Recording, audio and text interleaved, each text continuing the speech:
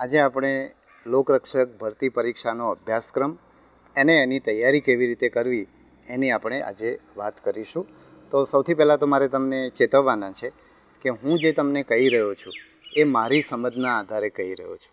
હું કંઈ તમારી જેમ પરીક્ષાની તૈયારી નથી કરી રહ્યો એટલે માર્કેટમાં જે બધું સાહિત્ય છે એ બધા સાહિત્યની અંદરથી હું પસાર થયો છું અને એમાંથી શ્રેષ્ઠ સાહિત્યની તમને વાત કરી રહ્યો છું, એવું નથી.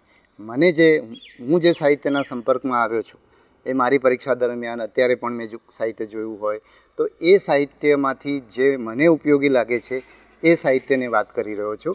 એટલે એ સાહિત્ય પર્યાપ્ત નથી. એમાંથી શું વાંચવું એ તમારે નક્કી કરવાનું થાય અને એના માટે તમારે તમારી પરીક્ષાને સમજવી પડશે અને એ સમજવાનું કામ તમારે જૂના પ્રશ્નપત્રો જોઈને કરવું પડશે. એટલે જૂના લોકરક્ષકના પ્રશ્નપત્રો છે, પછી PSIના પ્રશ્નપત્ર છે, GPSC ક્લાસ 1-2નો જે અભ્યાસક્રમ તમને લાગુ પડતો હોય અને જેનું લેવલ તમારી સાથે મેચ થતું હોય એવા પ્રશ્નો પણ તમે જોશો તો ખબર પડશે. પછી એ જ રીતે જુનિયર ક્લાર્ક અને તલાટીના જે પ્રશ્નપત્ર હમણાં લીધા છે એ જ રીતે તમને એવું લાગે કે જે ગૌણ સેવાએ હમણાં જે પરીક્ષા લીધી છે વનરક્ષકની ને CCE એમાંથી કંઈ ઉપયોગી થાય તો આ બધા પ્રશ્નપત્ર જોઈને તમે તમારું સાહિત્ય નક્કી કરી શકશો. એટલે હું જે તમને સાહિત્ય સૂચવી રહ્યો છું એ મારી સમજ મુજબ મેં જે સાહિત્ય જોયું છે એ સાહિત્ય તમને સૂચવી રહ્યો છું. એ તમારે ધ્યાન રાખવાનું ને એમાંથી તમને તમારો અભ્યાસક્રમ, તમારું પ્રશ્નપત્ર, જૂના પ્રશ્નપત્રો એ જોઈને તમને જે જરૂરી લાગે એ તમારે વાંચવાનું થશે. તો એ રીતે આપણે જઈએ તો અભ્યાસક્રમની વાત કરીએ તો રિઝનિંગ અને ડેટા ઇન્ટરપ્રિટેશનમાં કોઈ ખાસ અભ્યાસક્રમ અમે આપ્યો નથી. જે તમારો પ્રશ્ન છે એને તમે કેવી રીતે સમજો છો એ ડેટા એની અંદર આપ્યો છે, એનું તમે અર્થઘટન તમારે કરવાનું છે. એ પ્રકારના પ્રશ્નો તમારી અત્યારના પાઠ્યપુસ્તકોની અંદર પણ હોઈ શકે. તમારી કોમ્પિટિટિવ પરીક્ષાઓને લગતા ખાસ જે સાહિત્ય તૈયાર થયું હોય એની અંદર પણ હોઈ શકે. એટલે એ તમારે શોધવાનું રહેશે. આ રિઝનિંગ અને ડેટા ઇન્ટરપ્રિટેશન માટે મને કોઈ પુસ્તક મારા ધ્યાનમાં નથી. એ જ રીતે ક્વોન્ટિટેટિવ એપ્ટિટ્યૂડ એ પણ મારા ધ્યાનમાં નથી. એટલે એની અંદર પણ પ્રશ્નપત્રોના આધારે અને પાઠ્યપુસ્તકો જોઈ અને સ્પર્ધાત્મક પરીક્ષાનું જે કંઈ સાહિત્ય ઉપલબ્ધ હોય એ પૈકી તમને જે કરવા જેવું લાગે એ તમારે કરવાનું થાય અને એના માધ્યમથી રિઝનિંગ અને ડેટા ઇન્ટરપ્રિટેશનની અને ક્વોન્ટિટેટિવ એપ્ટિટ્યૂડની તમારી જે આવડત છે એ તમારે બનાવતી જવી પડે, શીખતી જવી પડે, કેળવતા જવું પડે અને એ તમને પરીક્ષા ખંડની અંદર ઉપયોગી થઈ શકે. અને એમાં માર્કેટની અંદર કોઈ રેડીમેડ સાહિત્ય મળતું હોય તો એનો પણ તમે ઉપયોગ કરી શકો. મને પોતાને આ બે વિષયો વિશે કોઈ સાહિત્યની ખબર નથી. પછી આવે છે કોમ્પ્રિહેન્શન ઇન ગુજરાતી લેંગ્વેજ. તો તમારામાંથી ઘણા લોકો પૂછતા હતા કે ગુજરાતી વ્યાકરણ પૂછાવાનું છે કે માત્ર ફકરા પરથી પ્રશ્ન પૂછાવાના છે. તો ફકરા પરથી પ્રશ્ન પૂછાવાના છે, વ્યાકરણનો કોઈ અભ્યાસક્રમની અંદર સમાવેશ નથી. હવે ફકરા પરથી પ્રશ્ન પૂછાવાના હોય તો એમાં તમે શું વાંચી શકો?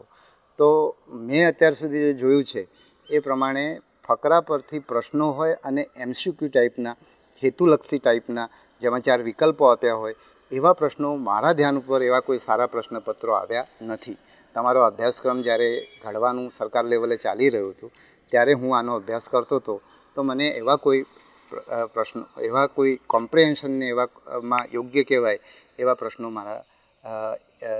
પ્રશ્નો કે એવું સાહિત્ય મારા ધ્યાન પર આવ્યું નથી. GPSCની ઘણી પરીક્ષાઓ, લેખિત પરીક્ષા જે નિબંધલક્ષી પ્રકારની પરીક્ષાઓ છે એની અંદર કોમ્પ્રિહેન્શનનું છે અભ્યાસક્રમમાં સમાવેશ અને એના લગતા પ્રશ્નો પૂછાય છે. પણ એમાં એના જવાબો તમારે તમારા શબ્દોમાં, તમારી ભાષામાં લખવાના છે, વિકલ્પોમાંથી પસંદ કરવાના નથી. એટલે આમાં તમને તમારી રીતે કંઈક સાહિત્ય તમારે શોધવું પડશે. મને ખ્યાલ છે ત્યાં સુધી હમણાં જે પંચાયત વિભાગે જે ખાતાકીય પરીક્ષા લીધી એમાં એક નિમ્ન સ્તરનું જે ગુજરાતીનું પ્રશ્નપત્ર હતું MCQ ટાઈપમાં, એમાં કદાચ 1-2 ફકરા કોમ્પ્રિહેન્શનના હતા એવું મારા ધ્યાન પર આવે છે. એટલે એ પણ કદાચ તમે જોઈ શકો. પણ આમાં તમારે તમારી રીતે સાહિત્ય વધારે શોધવું પડશે. પછી આવે છે આપણા અભ્યાસક્રમની અંદર આપણે પાર્ટ એની વાત કરી દીધી, જેની અંદર રિઝનિંગ અને ડેટા ઇન્ટરપ્રિટેશનના 30 ગુણ છે, ક્વોન્ટિટેટિવ એપ્ટિટ્યૂડના 30 ગુણ છે અને કોમ્પ્રિહેન્શન ઇન ગુજરાતી લેંગ્વેજ એટલે કે ગુજરાતી ભાષામાં આપેલા ફકરામાંથી પ્રશ્નોના જવાબ જે પસંદ કરવાના છે એના 20 ગુણ છે. અને આ આખા પેપરમાં તમારે 40% ગુણ લાવવા ફરજિયાત છે. હવે આપણે પેપર 1ના પાર્ટ બીની વાત કરીએ છીએ, જેની અંદર પહેલો જે ભાગ છે એ ભારતનું બંધારણ છે અને એમાં એના 30 ગુણ છે. તો એની અંદર તમે NCERTના અને GCERTના પુસ્તકો વાંચી શકો. એમાં NCERTની જે 12મા ધોરણનું એક ભારતના બંધારણ ઉપરનું પુસ્તક છે એ ઘણું સારું છે, એટલે એ તમે વાંચી શકો. બીજું, આ જે બંધારણનું જે અભ્યાસક્રમ છે એની અંદર ઘણી બધી તમારે માહિતી આવશે.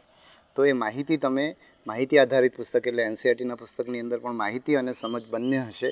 એ સિવાય તમારું રેડીમેડ મટીરિયલ પણ જો તમને માર્કેટમાં મળતું હોય, પછી જે લોકો UPSC અને GPSCની તૈયારી કરી છે, લક્ષ્મીકાંતનું પુસ્તક વાંચે છે, તો એ પ્રકારનું પુસ્તક કે જેની અંદર બંધારણની ઘણી બધી જોગવાઈઓ વિશેની વિગતો આપેલી હોય એ તમે વાંચો અને સાથે NCERTના પુસ્તકો વાંચો તો તમારી સમજ ડેવલપ થાય. તો આ ભારતના બંધારણની વાત થઈ ગઈ. પછી current affairs, science and technology અને જનરલ નોલેજ. તો એમાં કરંટ અફેર્સની વાત કરીએ તો રોજબરોજના બનાવો, એટલે તમે છાપું વાંચી શકો, તમે રેડિયો કે TV પર સમાચાર જોઈ શકો. હવે રેડિયો TVના સમાચાર તમે જુઓ તો જે સમાચાર તમારે સંક્ષિપ્તમાં આવતા હોય એ સમાચાર તમારે જોવા પડે. અમે જ્યારે આ પરીક્ષા આપતા હતા ત્યારે અમારે કોઈપણ TV ચેનલમાં રોજ અડધો કલાકનું ન્યૂઝ બુલેટિન આવે, રેડિયોની અંદર 10 મિનિટનું કે 15 મિનિટનું બુલેટિન આવે. BBC અમે સાંભળતા તો એમાં 10 કે 15 મિનિટના સમાચાર આવતા અને એમાં આખા વિશ્વના સમાચારો એમાં આવરી લેવામાં આવતા. એટલે અમારા માટે રેડિયો TV, ખાસ કરીને રેડિયો ખૂબ મહત્ત્વનું સાધન હતું. પણ અત્યારે એવું થયું છે કે 24 કલાકની ન્યૂઝ ચેનલો છે, એટલે એણે 24 કલાક સમાચારો આપવાના હોય છે. એટલે એનો એક સમાચાર જે છે એનું વિશ્લેષણ એ અડધો પોણો કલાક સુધી કરતા હોય. એટલે અને એક બુલેટિનની અંદર આખા દિવસના, આખી દુનિયાના બધા સમાચાર આવી જાય એવું ના બને. એટલે તમારે એવા કંઈક સંક્ષિપ્તમાં જે સમાચાર આવતા હોય એ શોધી લેવા પડે અને એ તમારા માટે ઉપયોગી થાય. એ જ રીતે ઘણા બધા કોચિંગના જે ડેઇલી કરંટ અફેર્સ આવતા હોય છે એમાંથી તમારા લગતા જેટલા, કારણ કે એક ડેઇલી કરંટ અફેર્સ આવે છે UPSCની પરીક્ષા માટે આવે છે, પણ એમાંની એવી માહિતી કે જે તમારા સ્તરની હોય એ તમે જૂના પેપરોના આધારે નક્કી કરીને એમાંથી અમુક વસ્તુઓ તમે વાંચી શકો અને એની તમારે નોટ્સ બનાવી લેવી જોઈએ કરંટ અફેર્સમાં. એ જ રીતે કરંટ અફેર, વિજ્ઞાન અને ટેકનોલોજી. તો જે લોકરક્ષકની પરીક્ષા છે એમાં 6થી 10મા ધોરણની NCERTની ચોપડીઓમાં જે અભ્યાસક્રમ છે એ અભ્યાસક્રમ તમને વધારે ઉપયોગી થશે. એને નીચેના ધોરણો પણ તમે વાંચી શકો, પણ આ ચોપડીઓ ઘણી સારી બની છે. સરળ ભાષાની અંદર, ગુજરાતીની અંદર એ પરીક્ષા ચોપડીઓ ઉપલબ્ધ છે, એ પુસ્તકો ઉપલબ્ધ છે. આમાં ઘણા બધા ફોટોગ્રાફ છે, ઘણી બધી પ્રવૃત્તિઓ છે, એટલે એ વિષય સમજવામાં તમને સારી રીતે ઉપયોગી થશે. એ જ રીતે જે સામાન્ય જ્ઞાન છે, સામાન્ય જ્ઞાનની અંદર અમે કોઈ અભ્યાસક્રમ આપી શકીએ નહીં, કારણ કે સામાન્ય જ્ઞાનમાં કોઈ વિષય નથી. તો એની અંદર તમે જૂના પેપરો અને મેં કીધું એમ આસપાસમાં જે કંઈ તમારું બની રહ્યું છે, જુદી જુદી પરીક્ષાઓ છે અને જે માર્કેટમાં સાહિત્ય છે, એમાંથી તમને જે યોગ્ય લાગે એ સાહિત્ય તમારે એમાં વાંચવાનું થાય. પછીનો વિષય છે હિસ્ટ્રી, કલ્ચરલ હેરિટેજ અને geography of Gujarat and Bharat. ઇતિહાસ, સાંસ્કૃતિક વારસો અને ગુજરાત તથા ભારતની ભૂગોળ. તો એમાં જે ઇતિહાસની અંદર જે NCERTના 3 પુસ્તકો, જે જૂની NCERT, અમે જ્યારે ભણતા હતા ત્યારે 11મા અને 12મા ધોરણની NCERT આવતી, જેમાં એક પ્રાચીન ભારતનું પુસ્તક આવતું જે RS શર્મા કરીને એના લેખક હતા. મધ્યકાલીન ભારતનું પુસ્તક હતું NCERTનું, એના લેખક સતીશ શર્મા હતા. અને મોડર્ન ઇન્ડિયા એટલે કે આધુનિક ભારતનું જે પુસ્તક હતું એ બિપિનચંદ્ર નામના લેખકનું હતું. તો આ 3 પુસ્તકો NCERTના સારા પુસ્તકો છે. અત્યારે પણ માર્કેટમાં એમેઝોનને એ બધા ઉપર મળતા હોય છે. તો એ પુસ્તકો તમને એટલા માટે હું સજેસ્ટ કરું છું કે એમાં ઇતિહાસ આખો ક્રમિક આપેલો છે. એટલે તમે ક્રમિક ઇતિહાસ વાંચશો તો તમને બહુ સારું રહેશે. એટલે અમે જ્યારે આ 3 પુસ્તકો NCERTને વાંચતા હતા ત્યારે અમે પણ ગુજરાતી માધ્યમમાં ભણેલા લોકો હતા. તો એ વખતે 1975ની ગુજરાત રાજ્ય પાઠ્યપુસ્તક મંડળની લગભગ 200-250 પાનાની એક ચોપડી હતી. એ ઇતિહાસમાં પણ અમે એટલા માટે વાંચતા હતા કે ઇતિહાસના પુસ્તકની અંદર ઘણું બધું માહિતી હતી અને બધું ક્રમમાં આપ્યું હતું. એટલે એ પછીના જે અત્યારના NCERTના પુસ્તકો છે એ પણ સારા હશે, પરંતુ અત્યારના પુસ્તકોમાં પહેલાં જેટલો ક્રમમાં બધી વસ્તુઓ દેખાતી નથી એવું મારી માન્યતા છે. જો કે મેં એટલો એનો ગહન અભ્યાસ નથી કર્યો, પણ ટૂંકમાં તમને એમાં NCERTના પુસ્તકો અને GCERTના પુસ્તકો ઉપયોગમાં આવશે.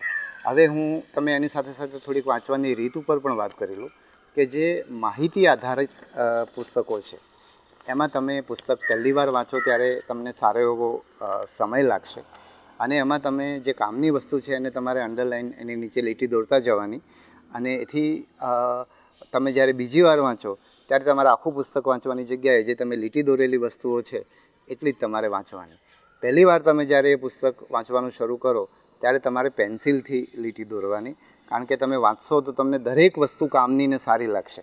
પણ જેમ બીજી વખત વાંચતા જશો, જેમ જેમ વાંચતા જશો એમ તમને એમ લાગશે કે આ બધું આટલું બધું યાદ રાખવાની જરૂર નથી, આ વસ્તુ તો એમની એમ આપણને યાદ રહી જાય છે. તો તમે જો પહેલી વાર પેનથી અંડરલાઈન કરવા જશો તો તમે આખું પુસ્તક અંડરલાઈન કરી દેશો. એટલે પહેલી વસ્તુ કે તમારે આ રીતે શરૂઆતમાં પેન્સિલથી કરવાનું અને બીજા ત્રીજા વાંચન પછી તમે અંડરલાઈન કરી શકો. તમે ઈચ્છો તો નોટ બનાવી શકો, તમારા મિત્રોએ પહેલાં નોટ બનાવેલી હોય એનો તમે ઉપયોગ કરી શકો. બીજી એક વસ્તુ તમારે એ ધ્યાનમાં રાખવાની છે કે જેમાં ઘણી બધી માહિતી છે, જે માહિતી તમારે યાદ રાખવાની છે. ઇવન તમારી જે સમજ આધારિત પ્રશ્નો હશે એના પાયાની અંદર પણ માહિતી તમને જેમ જેમ વધતી જશે એમ એમ તમારી સમજ પણ વધતી જશે. એટલે જે માહિતી આધારિત છે એમાં તમારે પુનરાવર્તન ઝડપથી કરવું પડે.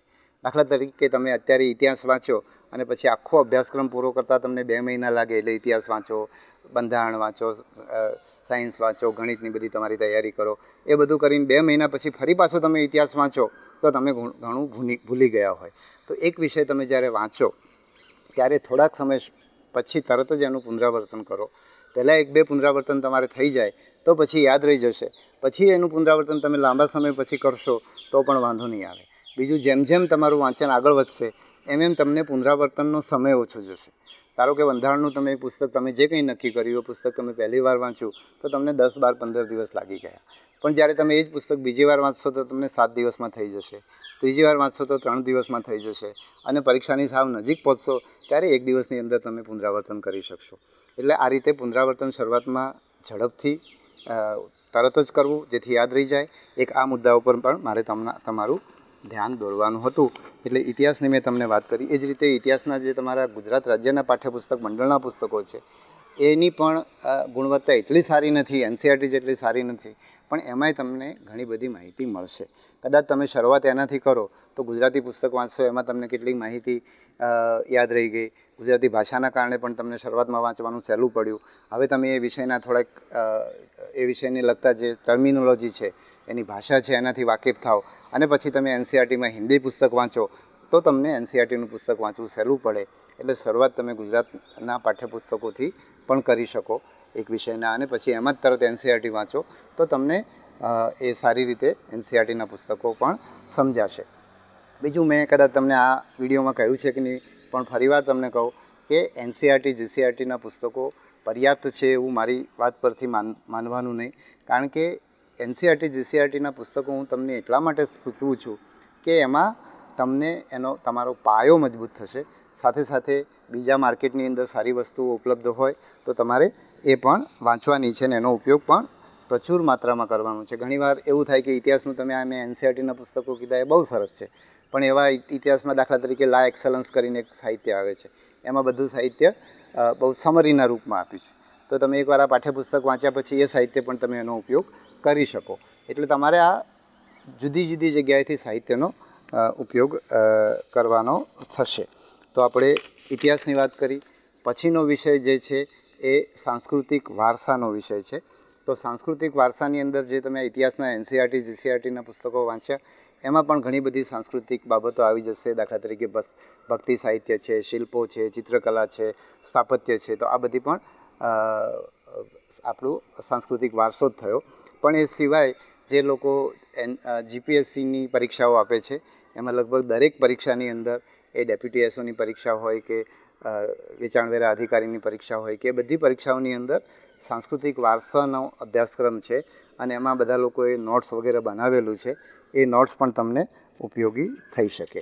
પછી ગુજરાત અને ભારતની ભૂગોળ એની અંદર પણ તમે એનસીઈઆરટીના પુસ્તકો તમને ઉપયોગી થઈ શકશે. તો આપણે આ મુખ્ય વિષયોની મેં તમને વાત કરી. ફરીવાર હું સમરી કરું તો બંધારણની અંદર એનસીઈઆરટીના પુસ્તકો, એ સિવાય માહિતી આપતા હોય એવા જીસીઈઆરટીના પુસ્તકો, અથવા તો તમારું માર્કેટમાં રેડીમેડ કોઈક નોટ્સ પ્રકારનું સાહિત્ય ઉપલબ્ધ હોય તો એનો ઉપયોગ પણ તમે કરી શકો છો. કરંટ અફેર્સની આપણે રેડિયો ટીવીની વાત કરી લીધી. વિજ્ઞાનની અંદર મેં તમને 6 થી 10ના એનસીઈઆરટીના પુસ્તકો સૂચવ્યા. જનરલ નોલેજની અંદર જૂના પેપરો જોઈને જે પણ માહિતી વારંવાર પૂછાતી હોય તો એ માહિતી તમારે વાંચવાની થાય. ઇતિહાસ વિશે મેં તમને સમરી કરી રહ્યો છું. તો ઇતિહાસ વિશે મેં તમને કહ્યું એમ એનસીઈઆરટી જીસીઈઆરટીના પુસ્તકો. પછી કલ્ચરલ હેરિટેજમાં મેં તમને જે જીપીએસસીની પરીક્ષાની નોટની વાત કરી, અને જોગ્રાફી ઓફ ગુજરાત અને ભારત એની અંદર તમે જે એનસીઈઆરટી જીસીઈઆરટીના પુસ્તકો વાંચી શકો. એ સિવાય સમાચારોની અંદર દેશમાં જે બની રહ્યું છે એ વિસ્તારની જે ભૂગોળ છે એ પણ તમને કામ આવે, અથવા એ સિવાય વિશ્વમાં જે બની રહ્યું છે, ભલે અહીંયા ગુજરાત અને ભારતની ભૂગોળ છે પણ જનરલ નોલેજ અને કરંટ અફેર્સની અંદર વિશ્વમાં કોઈ બની ગયું હોય, દાખલા તરીકે યુક્રેનની અંદર અત્યારે યુદ્ધ ચાલી રહ્યું છે, કે રેડ સીમાં કેટલાક પ્રશ્નો છે, કે ઇઝરાયલમાં પ્રશ્ન છે, તો એ વિસ્તારની ભૂગોળથી પણ તમે વાકેફ રહેશો તો તમને જનરલ નોલેજની અંદર પણ એ વસ્તુ ઉપયોગી થશે. તો આપણે આ મુખ્ય વસ્તુની મેં તમને વાત કરી દીધી.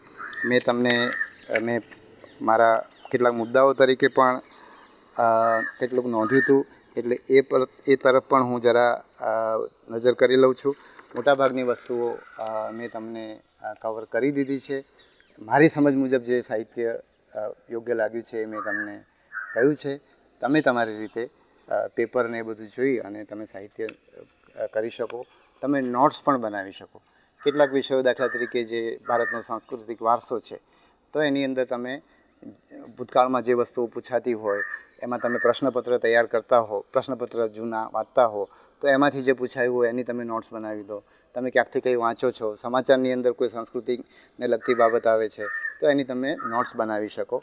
નોટ્સ તમે નોટબુકની અંદર પણ બનાવી શકો, તમે મોબાઈલની અંદર પણ બનાવી શકો. મોબાઈલની અંદર બનાવવાનો ફાયદો એ છે કે તમે ગમે ત્યાં હો તમે વાંચી શકો. તમે ક્યાંક મુસાફરી કરતા હો તો વાંચી શકો. તમે ક્યાંક ગયા હોય ને તમે કોઈકની રાહ જોતા હો અને તમારી પાસે થોડો સમય મળી ગયો તો પણ તમે વાંચી શકો. તમે નોકરી કરતા હો, દાખલા તરીકે પોલીસમાં હો અને પોલીસનો બંદોબસ્ત કરતા હો, ત્યાં બેઠા હોય તો પણ તમે મોબાઈલની અંદર નોટ વાંચી શકો.